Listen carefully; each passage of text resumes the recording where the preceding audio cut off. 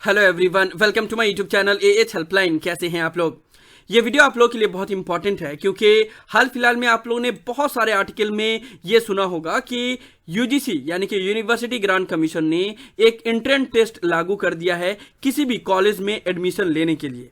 ना जब से ये नोटिस रिलीज किया गया यूजीसी की तरफ से काफी स्टूडेंट का मेरे पास मैसेज आया कि क्या ये जो एंट्रेंस टेस्ट लागू किया गया है ये क्या इग्नू में भी लागू होगा या नहीं, क्या अब इग्नू में भी एडमिशन लेने के लिए हमें एंट्रेंस टेस्ट पास करना होगा उसके बाद से इग्नू में एडमिशन होगा या नहीं। तो उसके बारे में ही मैं आप लोग को इस वीडियो में क्लियर कट सारा जानकारी देना चाहूंगा कि आखिर ये जो एंट्रेंस टेस्ट स्टार्ट किया गया है उसका एक्चुअल मकसद क्या है और क्या ये इग्नू में भी इंप्लीमेंट होगा या नहीं होगा। आप लोग वीडियो को ध्यान से और कंप्लीट जरूर देख लीजिएगा। सबसे पहले यूजीसी की तरफ से जो नोटिस जारी किया गया है उसके बारे में बात कर लेते हैं। ये है यूजीसी की तरफ से वो नोटिस जिसके बारे में अभी आप लोग सभी आर्टिकल में पढ़ रहे होंगे। ये नोटिस जो जारी किया गया उसमें यह बताया गया है कि अब से यानी कि 2022-2023 सेशन से जो भी स्टूडेंट जब एचएस पास आउट करके किसी भी सेंट्रल यूनिवर्सिटी में अगर एडमिशन लेना चाहते हैं तो उनको CUET टेस्ट पास करना पड़ेगा, that is common university entrance test. ये पास करने के बाद से ही उनको किसी भी सेंट्रल यूनिवर्सिटी में अगर वो ग्रेजुएशन करना चाहते हैं, बैचलर डिग्री करना चाहते हैं तो उसमें एडमिशन मिलेगा। पहले क्या होता था कि एचएस के बेसिस पे, एचएस में जितना भी मार्क्स आपका होता था उसी के बेसिस पे आपका एडमिशन होता था, लेकिन उसको अभी हटा दिया गया है और बोला गया है कि CUET यानी कि common university admission entrance test conduct करवाया जाएगा 13 लैंग्वेज में। और ये एनटीए यानी कि नेशनल टेस्टिंग एजेंसी के द्वारा फर्स्ट वीक ऑफ जुलाई में कंडक्ट करवाया जाएगा। उसका जो फॉर्म होगा वो 1 अप्रैल 2022 से अवेलेबल करवा दिया जाएगा। उसके बाद से आप लोग अप्लाई कर सकते हो और जितने भी सेंट्रल यूनिवर्सिटी है उसमें एडमिशन लेने के लिए ये एंट्रेंस टेस्ट दे सकते हो ना। देखो, जो एंट्रेंस टेस्ट कंपलसरी किया गया है वो सिर्फ सेंट्रल यूनिवर्सिटी के लिए किया गया है, लेकिन जितने भी स्टेट यूनिवर्सिटी हैं, प्राइवेट यूनिवर्सिटी हैं या डीम टू बी यूनिवर्सिटी है वहां पे अभी कंपलसरी नहीं किया गया है।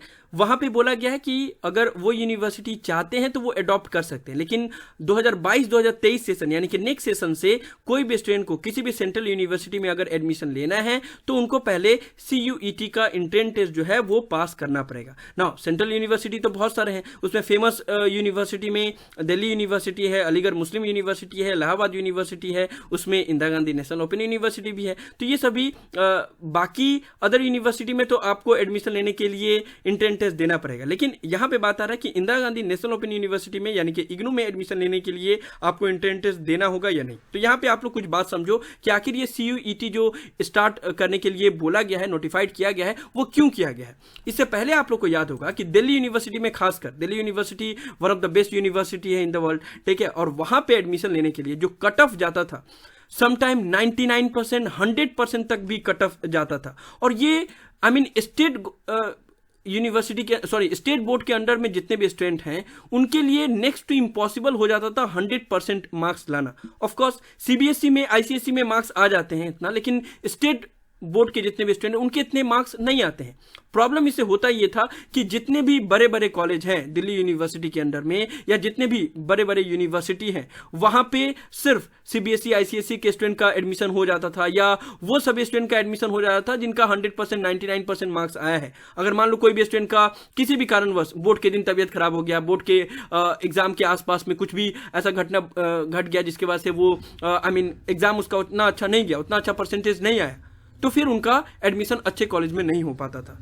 इसके साथ साथ स्टूडेंट के ऊपर इतना ज्यादा प्रेशर होता था कि मुझे अच्छे परसेंटेज लाने हैं, अदरवाइज मेरा कोई भी अच्छे कॉलेज में एडमिशन नहीं होगा, तो काफी ज्यादा मेंटल प्रेशर होता था। और इसी चीज का उन्होंने आंसर भी दिया है। जो यूजीसी के सेक्रेटरी हैं उन्होंने इस चीज को बताया है कि ये सभी प्रॉब्लम स्टूडेंट को फेस करना पड़ता था। किसी को परसेंटेज उतना अच्छा नहीं मिलता था किसी भी कारणवश, या बोर्ड में परसेंटेज अच्छा लाने के लिए इतना प्रेशराइज हो जाता था, उनके लिए बहुत मुश्किल होता था। इन्हीं सभी चीजों को देखते हुए इसको थोड़ा सा रिलैक्सेशन दिया गया है ताकि आप सिर्फ पास भी हो, अगर सिर्फ आपने एचएस पास किया है तब भी आप ये एंट्रेंस टेस्ट दे सकते हो। और ये एंट्रेंस टेस्ट अगर आप पास कर लेते हो तो आपको जितने भी टॉप कॉलेज हैं, जिस भी कॉलेज में आप एडमिशन लेना चाहो वो ले सकते हो। ये जो टेस्ट होगा वो MCQ होगा, नेशनल टेस्टिंग एजेंसी के द्वारा कंडक्ट करवाया जाएगा। फर्स्ट वीक ऑफ जुलाई में हर साल ये टेस्ट कंडक्ट करवाया जाएगा। आप लोग अप्रैल से इसका फॉर्म फिलअप कर सकते हो या जब भी फॉर्म फिलअप स्टार्ट होगा वो NTA के ऑफिशियल वेबसाइट पे रिलीज किया जाएगा, ठीक है ना।